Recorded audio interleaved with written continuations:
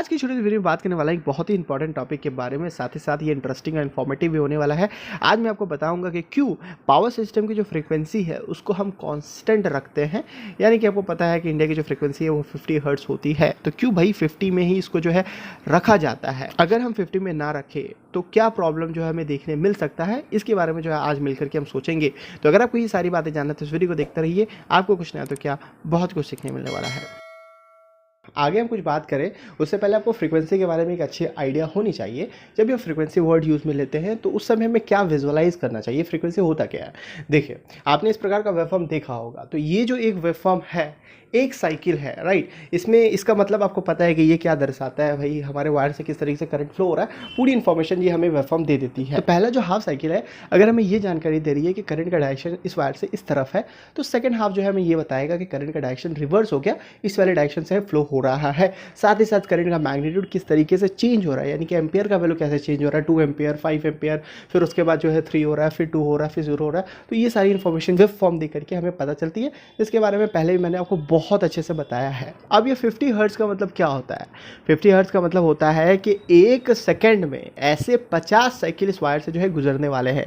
यानी कि उस 50 साइकिल में आपके 50 पॉजिटिव हाफ साइकिल होंगे और 50 नेगेटिव हाफ साइकिल होंगे। यानी कि इस वायर में 100 बार एक सेकंड में करंट का डायरेक्शन बदलने वाला है। ये होता है हमारा फ्रीक्वेंसी का मतलब लोड साइड से। इसको और एक तरीका होता है देखने का, अगर आप जनरेटिंग स्टेशन में जाकर के देखेंगे कि ये करंट हमें मिला कहाँ से, भाई कहाँ से मिलता है। जनरेटिंग स्टेशन में बड़े बड़े अल्टरनेटर्स होते हैं, वो जो है हमें करंट प्रोवाइड करता है। तो अल्टरनेटर में क्या होता है, अल्टरनेटर के अंदर जो है रोटर होता है जो रोटेट करता है, उसके रोटेट करने की वजह से जो है हमें करंट मिलता है। अब अगर आपका जो अल्टरनेटर है वो 2 पोल का है, ये एक इंपॉर्टेंट कंडीशन है। 2 पोल का अगर आपका अल्टरनेटर है तो वो जो रोटर है 50 बार जब रोटेट करेगा एक सेकंड में, तब जाकर के जो है हमें 50 हर्ट्ज का जो है पावर हमें आउटपुट पे देगा। यानी कि 50 हर्ट्ज का जो है करंट हमें वो प्रोवाइड करेगा। और अगर हम आरपीएम के टर्म में बात करें, क्योंकि आपको आरपीएम ज़्यादा समझ में आता है, तो एक सेकंड में 50 बार रोटेट करना यानी कि कितना आरपीएम, 3000 आरपीएम। और ये 3000 आरपीएम में ही आपको रोटेट करवाना पड़ेगा, उससे ज़्यादा नहीं कर सकते, उससे कम नहीं कर सकते। जैसे ही कम होगा, आगे पीछे जाएगा, तो आपका फ्रीक्वेंसी बदलेगा, राइट। अब इसको कैसे रोटेट करवाते हैं, हम टरबाइन की मदद से रोटेट करवाते हैं। अब टरबाइन क्या होता है, कैसे रोटेट करता है, पूरा जनरेटिंग स्टेशन कैसे काम करता है, इसके ऊपर मैंने एक बहुत ही बेहतरीन वीडियो जो है बनाया था, आपको पावर प्लांट में विजिट करके दिखाया था सब कुछ। तो अगर आपने वो वीडियो नहीं देखा तो वो वीडियो जाकर के देख सकते हैं, मैं इन स्क्रीन में जो है आपको प्रोवाइड कर दूंगा। अब हम बात कर लेते हैं कि क्यों फ्रीक्वेंसी को कांस्टेंट रखना चाहिए। अगर फ्रीक्वेंसी को कांस्टेंट नहीं रखा गया तो क्या दिक्कतें जो है हमें देखने मिल सकती है। अब चूंकि हम पावर प्लांट के अंदर ही हैं तो हम यहीं से स्टार्ट करते हैं। आपको टरबाइन के बारे में मैंने आपको बताया था कि भाई टरबाइन के अंदर बहुत बड़े बड़े ब्लेड्स होते हैं, जिसके अंदर हम स्टीम को इनलेट करवाते हैं और वो टरबाइन हमारा रोटेट करता है। तो ये जो टरबाइन ब्लेड होता है वो बहुत सेंसिटिव होता है हमारे फ्रीक्वेंसी के टुवर्ड्स।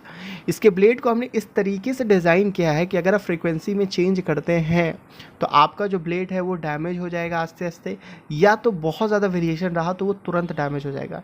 एक फन फैक्ट अगर मैं आपको बताऊं, टरबाइन के ब्लेड के पूरे लाइफ में आप उसको 1 घंटा के लिए भी इस रेंज के बाहर ऑपरेट नहीं कर सकते हैं, +2 और -2.5 हर्ट्ज के बाहर। यानी कि 52 पॉइंट के ऊपर और 57.5 के नीचे आप उसको ऑपरेट नहीं कर सकते, अदरवाइज वो डैमेज हो जाएगा।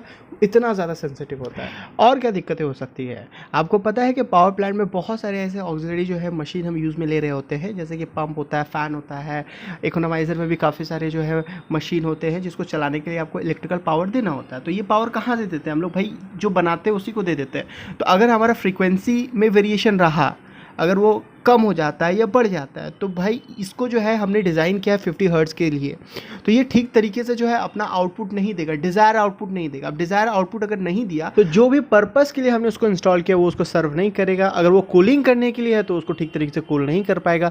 अगर हमारे इफिशियंसी में वो कंट्रीब्यूट कर रहा है तो ठीक तरीके से जो है सिस्टम को इफिशिएंट नहीं बना पाएगा। तो कहने का मतलब ये है कि हमारा पूरा जो पावर प्लांट है वो इनएफिशिएंट हो जाएगा, यानी कि इफिशिएंसी उसकी घट जाएगी। और अगर आप बाहर आकर के ट्रांसफार्मर की हम बात करें तो ट्रांसफार्मर में भी आप जानते हैं कि जितने भी प्रकार के लॉसेस होती है, जैसे hysteresis loss, eddy current loss, तो ये जो लॉसेस है वो फ्रीक्वेंसी के ऊपर डिपेंड करता है। इसके फॉर्मूला से भी आपको समझ में आता है। तो अगर आपका फ्रीक्वेंसी वेरिएशन होता है तो इसके लॉसेस में भी वेरिएशन होगा। अगर फ्रीक्वेंसी बढ़ती है तो आपकी लॉसेस भी बढ़ेगी, यानी कि आपका ट्रांसफार्मर भी जो है इनएफिशिएंट हो जाएगा। और अगर हम ट्रांसमिशन डिस्ट्रीब्यूशन लाइन की बात करें, वो जो बड़े बड़े कंडक्टर्स और टावर्स आप देखते हैं जो पावर को आपके घरों तक पहुँचाता है, तो वहाँ भी कई सारे ऐसे पैरामीटर्स होते हैं, जैसे कि कोरोना इफेक्ट के बारे में आपने सुना होगा, स्किन इफेक्ट के बारे में आपने सुना होगा। तो ये सब जो है आपके फ्रीक्वेंसी के ऊपर डिपेंड करता है। मैंने कोरोना के बारे में पहले भी आपको बताया, आप जानते हैं P is directly proportional to F+5 होता है।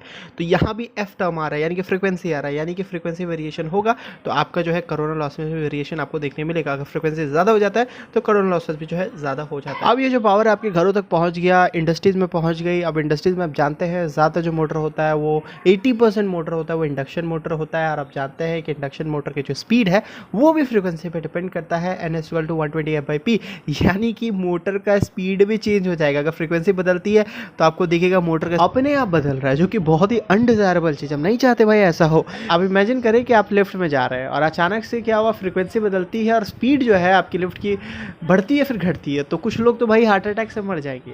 तो आप कह सकते हो इनडायरेक्टली कि भाई इस फ्रीक्वेंसी चेंज ने इंसान की जान ले ली। अब कुछ लोग सोच रहे होंगे तो उनको बता दें कि आजकल के लिफ्ट में हम 3 phase squirrel cage induction motor को यूज़ में लेते हैं VFD कंट्रोलर के साथ में। DC जो है आउटडेटेड हो गया है। और एक इंपॉर्टेंट पॉइंट के बारे में बात कर लेते हैं। जैसा कि आपको पता है कि पूरा जो भारत है एक ही ग्रिड से कनेक्टेड है। यहाँ पे हम वन नेशन वन ग्रिड का कंसेप्ट यूज़ में लेते हैं। और आपको पता है कि हमारे पास 5 रीजनल ग्रिड है। अब फ्रीक्वेंसी को मेंटेन करना, कांस्टेंट रखना इसलिए भी ज़रूरी है ताकि ये पांचों जो रीजनल ग्रिड है वो आपस में इंटरकनेक्टेड हो, सिंक्रोनिज्म में रहे।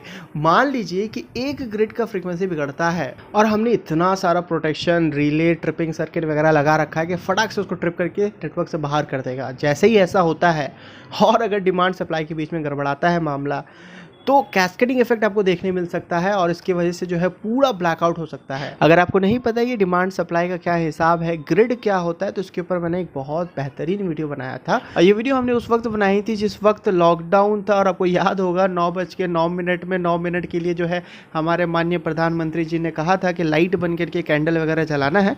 तो उस वक्त जो है काफ़ी कॉन्ट्रोवर्सी हो गया था इसको लेकर के कि अगर हम अचानक से इतने सारे लोग जो है लाइट ऑफ करेंगे तो काफ़ी ज़्यादा लोड में जो है रिडक्शन होगा, जिसके वजह से जो है ग्रिड फेल हो सकता है। काफ़ी एक्सपर्ट का ऐसा मानना था और ये बात सही भी है। अगर आप इलेक्ट्रिकल के स्टूडेंट हैं तो आपको पता होगा।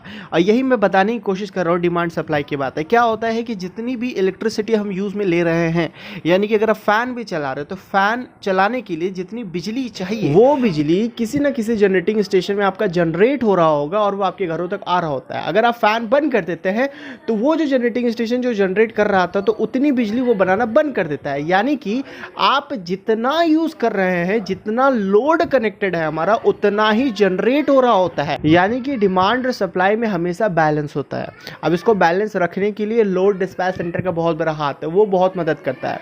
मैंने उस वाले वीडियो में अच्छे से बताई थी इसके बारे में कि काफ़ी सारे लोड डिस्पैच सेंटर होते हैं, नेशनल लोड डिस्पैच सेंटर, काफ़ी सारे रीजनल लोड डिस्पैच सेंटर होते हैं। तो ये लोग क्या कर रहे होते हैं, ये लोग मॉनिटर कर रहे होते हैं भैया कितना लोड का डिमांड है, तो कितना हमें जनरेटिंग साइड से जो है जनरेट करना होगा, तो ये मॉनिटर कर रहे होते हैं। साथ ही साथ ये प्रिडिक्ट भी करते हैं कि इस दिन कितना जो है लोड का डिमांड। जैसे कोई भी फेस्टिवल आने वाला रहता है, दिवाली आएगा, तो उन्हें पता है कि भाई नॉर्मल डे से ज़्यादा लोड का रिक्वायरमेंट होगा। लोग अपने घरों में चुन्नी लाइट लगाएंगे, लाइटिंग करेंगे, गर्मी बाहर पैदा होगी तो भैया AC भी चलाएंगे, तो लोड ज़्यादा आने वाला है। तो कितना लोड ज़्यादा होगा उसका प्रिडिक्शन ये पहले से ही कर लेते हैं और उसी हिसाब से रेडी रहते हैं। और उस दिन भी ऐसे ही कुछ हुआ था, उन्हें पता था, उन्होंने पहले ही प्रिडिक्ट कर लिया था कि अच्छा इतने सारे लोग जो है लाइट बंद करेंगे तो कितना मैक्सिमम डिप हो सकता है और मिनिमम डिप हो सकता है, उस हिसाब से जो है उन पहले से रेडी थे।